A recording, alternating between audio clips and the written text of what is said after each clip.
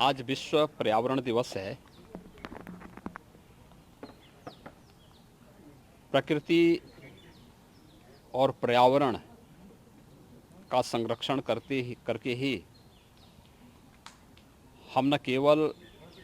जीव सृष्टि की रक्षा कर पाएंगे, अपितु एक सुखद और आनंददायक जीवन प्रत्येक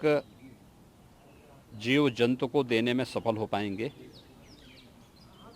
कोरोना संकट, जो वैश्विक महामारी कोरोना आया है, इसने हमारे सामने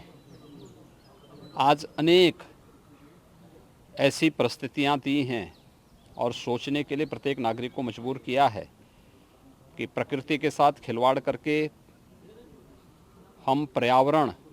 को जितनी क्षति पहुंचाएंगे उसकी कीमत हमें चुकानी पड़ेगी। विश्व पर्यावरण दिवस के अवसर पर हम अपने पर्यावरण की रक्षा करके प्रकृति के साथ कैसे समन्वय स्थापित कर सकते हैं, इसकी एक नई प्रेरणा ले सकते हैं।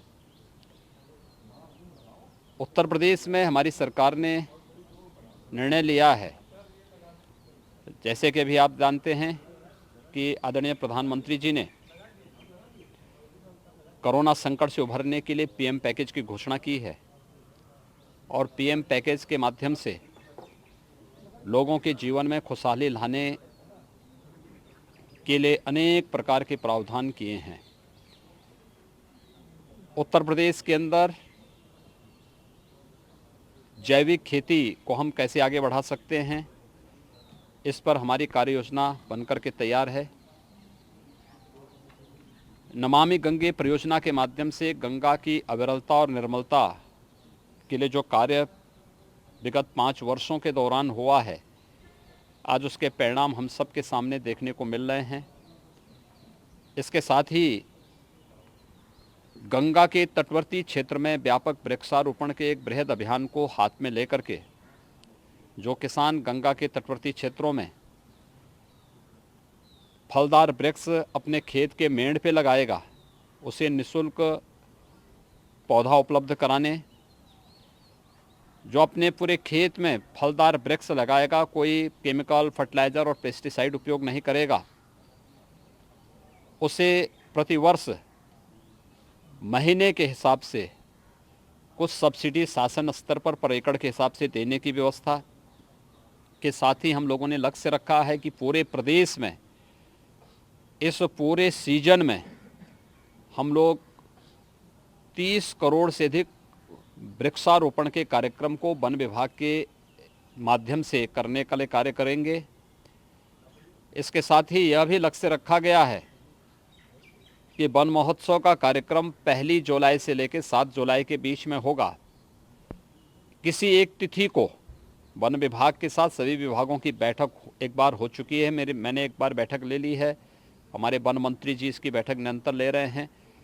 और हमारा प्रयास है कि एक ही दिन में फलदार, छायादार, इमारती लकड़ियों से संबंधित जो वृक्ष होंगे,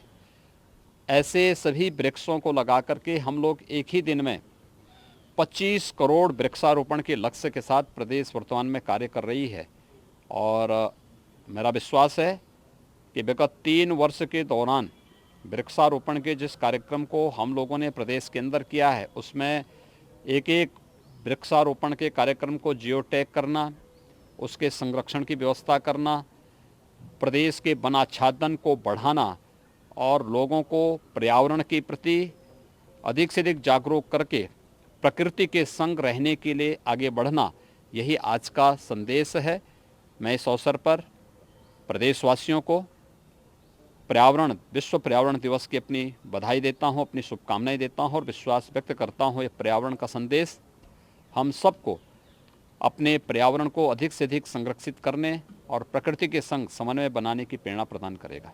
अधिक संरक्षित करने और प्रकृति के संग समन्वय सबको